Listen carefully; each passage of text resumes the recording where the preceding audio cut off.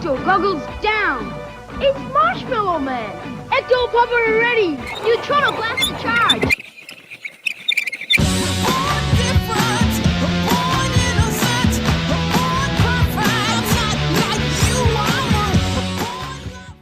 Hello everyone, it's James Stephanie Sterling, easily bagged with a bottle of Coke and some positive attention. We ain't scared enough! This week we're going to be talking about something not strictly video game related, but certainly game related. Yes, I'm sure many of you will know what we're talking about because many of you told me to talk about it. We will be touching upon a controversy surrounding Dungeons and Dragons, which I'm actually quite excited to talk about because it finally gives me an excuse to show off something D&D related that I've just been itching to share with you.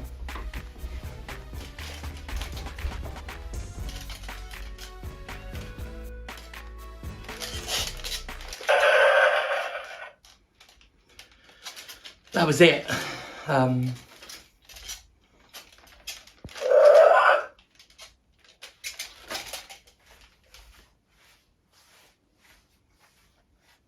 That was it.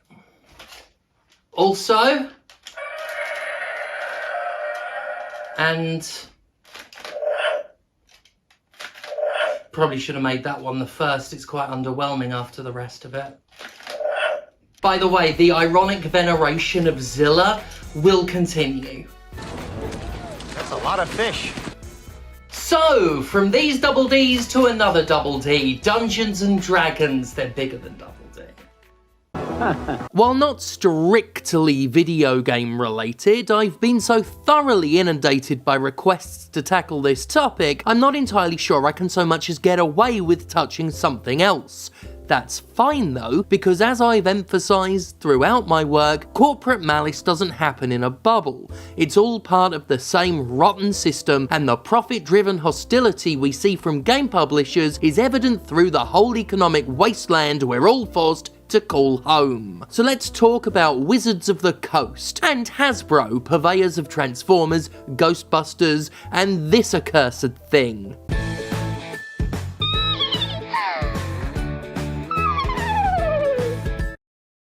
These long-running companies are the proud owners of Dungeons and Dragons, the most famous and recognised tabletop role-playing game of them all. Considering we're almost all miserable, pathetic, goblin-esque nerds, I'm pretty sure I don't need to explain what D&D is to any of you. If I do, well, let's just say it's that silly little game the kids from Stranger Things play, okay? Now, D&D has, for a long time, operated on a rather terrific open license system that has allowed for a ton of third-party and personal creativity to stem from the framework of its gameplay system and world-building ideas. Since the year 2000, Dungeons and Dragons' Open Game License Agreement, or OGL, has allowed people to create their own games and intellectual property using D&D as a basis. The OGL has been a creatively fruitful thing and thoroughly healthy for the tabletop gaming market. It's allowed countless products to flourish and for whole new worlds to be created, all while Dungeons & Dragons itself has remained atop the pile, perfectly unthreatened and capable of making money. So of course corporate interests decided they'd like to fuck that the fuck up because the capitalists running the show are too ravenous in their money-making to dare let a thing go unspoiled. Sure, D&D makes money, but Hasbro and Wizards of the Coast tried to prove the old mantra I've repeated for years. Corporations don't want some money. They want all of the money. All of it. All the time. In every conceivable way. Now all that said, Hasbro's share prices have been dropping. That's rattled the investors, and so Hasbro is doing what all corporations do, passing the impact of their fuck-ups to everyone else. So it is that a leaked document threatened to upend the table of tabletop, revealing plans by Hasbro and Wizards to finally tighten their grasp on stuff created via the Open Game license and demand money off the lot of it, and go full Landlord. Like a bunch of fucking dickheads. Gizmodo got its hands on Wizards' proposed update to the 22-year-old Open Game license, OGL 1.1, a dramatically more restrictive version that would have significant ramifications for commercial products created under the OGL. Some of it's well-intentioned, such as having clear guidelines against producing bigoted content, but some of it is just straight-up corporate dictatorship and is designed to not just control, but outright kill a number of items previously allowed. For example, OGL 1.1 explicitly only applies to printed media and static files, gamebooks and the like, abruptly shutting out things like apps, videos, video games, virtual tabletops, songs, novels and comics, and pantomimes. Yeah, they specified pantomimes. Free content like non-commercial fan content is largely okay, at least until further notice, though Wizards would want to monitor all of it. Commercial stuff, which would especially affect big industry names like Paizo and Green Ronin Publishing, would be massively more restricted under OGL 1.1. Naturally, predictably, miserably, this is especially true when it comes to money. Under the new proposition, there's a three-pronged revenue tier system. Any creator that makes over $750,000 in a year would be considered expert tier and is liable to hand over 20 to 25% of revenue across all products made under the license. Wizards of the Coast has attempted to mitigate controversy by estimating that less than 20 companies will be impacted by this, doing what many corporations do, claiming it's okay to do something shitty if it's only being done to a few. This all applies to crowdfunding too, though interestingly Wizards indicates a specific bias for Kickstarter. Expert tier Kickstarted projects are on the hook for 20%, while all other crowdfunded projects get the full 25%. Kickstarter's John Ritter, not that one, said there was no special deal in place, just that Kickstarter advocated for creators when it was made aware of the OGL change proposals. Overall, OGL 1.1 is designed to give Hasbro and Wizards total control. Every product will have to be reported, everything gets to exist at Wizards' explicit approval, and the type of product covered is massively narrowed down. Even more contentiously, and by far the point that has infuriated the community most, is Hasbro and Wizards granting themselves the right to use anything created under the OGL without permission and without having to pay the creator one thin dime. According to the document, creators will grant Wizards non-exclusive, perpetual, irrevocable, worldwide, sub-licensable, royalty-free license to use that content for any purpose. Yikes. Almost as big a yikes as this thing.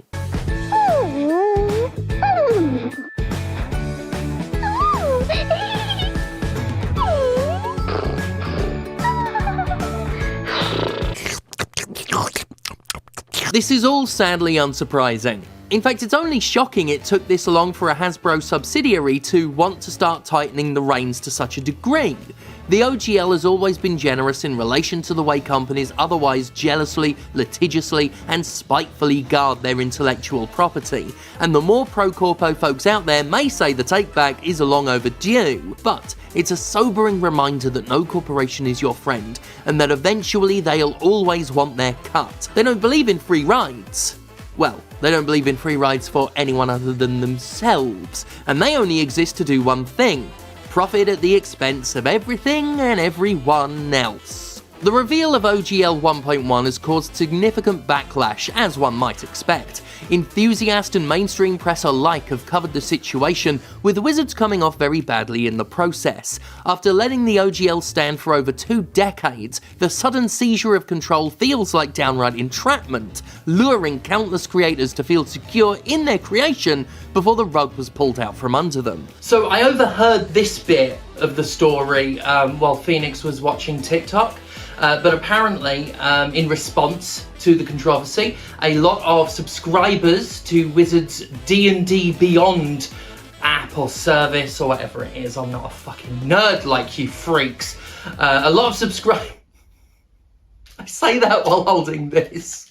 Fucking 1998 Godzilla with a fucking electric iron handle. Yes, a lot of people were unsubscribing from Dungeons and Dragons Beyond in response to this, and apparently Wizards started hiding the page or making it inaccessible, the unsubscribe page, so people couldn't do it. And they started doing it from like Google Play or whatever, and then the method of doing that suddenly went. So that's just another bit of fun a little extra bit of gasoline to sprinkle on the fire while we're here. You're all nerds.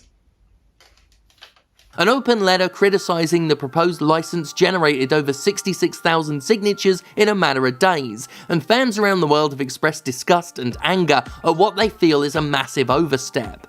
Wizards kept quiet for a while and refused comment, but eventually came out with a response, claiming the license was just a draft before walking back a ton of it. In addition to language allowing us to address discriminatory and hateful conduct and clarifying what types of products the OGL covers, our drafts included royalty language designed to apply to large corporations attempting to use OGL content, stated Wizards. It was never our intent to impact the vast majority of the community. However, it's clear from the reaction that we won't have won. Oh well. Wizards said the new OGL will maintain the commitment to inclusivity and added, what it will not contain is any royalty structure. It also will not include the license-back provision that some people were afraid was a means for us to steal work. That thought never crossed our minds. Under any new OGL, you will own the content you create. We won't. Now that's good. Clearly that's good. Wizards was caught trying to play dictator and got slapped hard enough to walk, if not everything, a fair bit of it back. Hopefully, with the open communication Whatka promises going forward, an updated OGL can be made that doesn't completely fuck everyone over. But even if that happens, even if this was just a draft, hell, even if it had been nothing but daydreaming chit-chat between executives, it's worth remembering, always, that this was talked about. This was a proposal. This was something those in charge thought would be a good idea. A walkback is never a reformation. It's a company simply withdrawing a hand that was reaching for the cookie jar and still really wants those cookies. It's like when Microsoft tried to make the Xbox One a hostile monitor of behaviour that demanded online daily checkups from customers to prove they were playing games they bought firsthand. Remember that? Few likely do. But I do. And when Microsoft walked back its aggressive, absurd and creepily controlling DRM plans before the console's launch, I told people to never forget it. To never forget that the company was perfectly willing to treat its entire user base with suspecting hostility and only back down in the face of loud, unified and overwhelming resistance. If the backlash hadn't resulted in such horrendous publicity, consoles would be big plastic hunks of ridiculous DRM measures.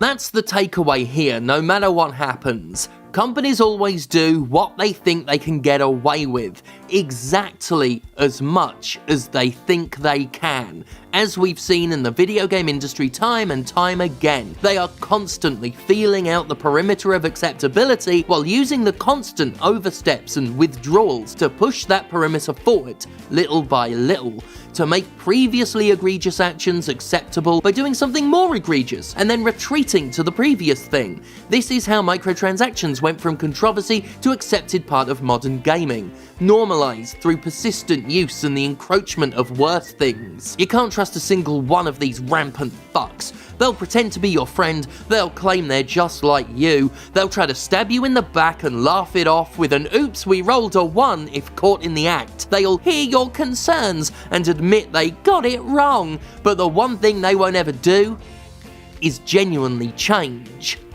They're corporations, they're predators, and they're always hungry. Not as hungry as this thing.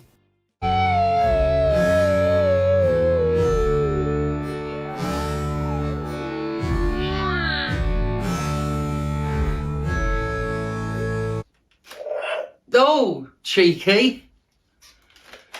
Oh, for God's sake. What, there? Little? There. Yeah. Like that? Yeah, like that. Right. The joke is it's grabbing my tit.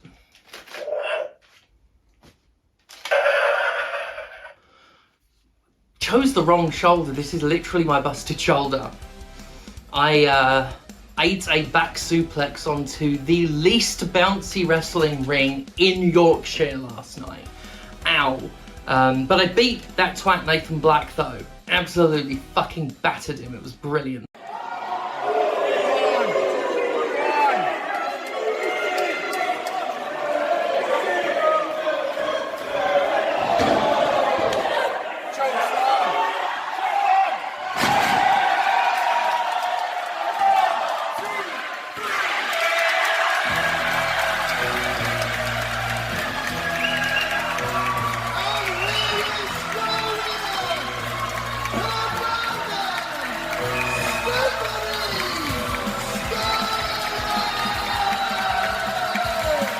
Thank you everyone who turned up for that. I think I've said everything there is to be said about that issue, the D&D thing. Obviously that's not my usual wheelhouse. Hopefully I covered it to y'all's satisfaction. Speaking of satisfaction, I guess I'll just quickly throw my upcoming wrestling dates to you. Sheffield, 28th of January, that's True Grit Wrestling, at True Grit Wrestle on social for details. February 5th in Manchester, Sovereign Pro Wrestling at Sov Pro. March 18th, Blackpool, PCW, PCW_UK. And that's their first ever women's tournament, Road to Glory tournament. And I'm their first non-binary competitor, so very excited about that. And then, as announced at last night's True Grit show, on March 25th in Leeds, True Grit Wrestling, Commander Stephanie Sterling versus Priscilla, Queen of the Ring. We had our first match at Spectrum Wrestling, and it was amazing. The second match is going to be fantastic. Those are all the currently confirmed, I think. We've probably got some more coming up. Other than that, thank you everyone who supports the show on patreon.com/Jimquisition. And that will do for the shameless self-promotion.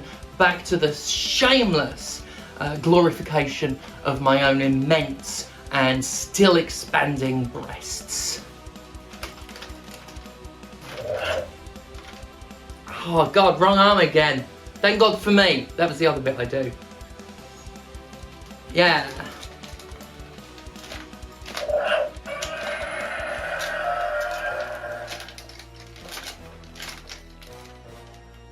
It's about all the mileage I'm getting out of that. It's a shame the lobster isn't up here. Yeah. Oh yeah, we could recreate Godzilla vs. Ebirah. Oh, I was just thinking of bending the lobster over and then it could spank it. Yeah, that's what happens in Godzilla vs. Ebirah. Oh, okay. Yeah.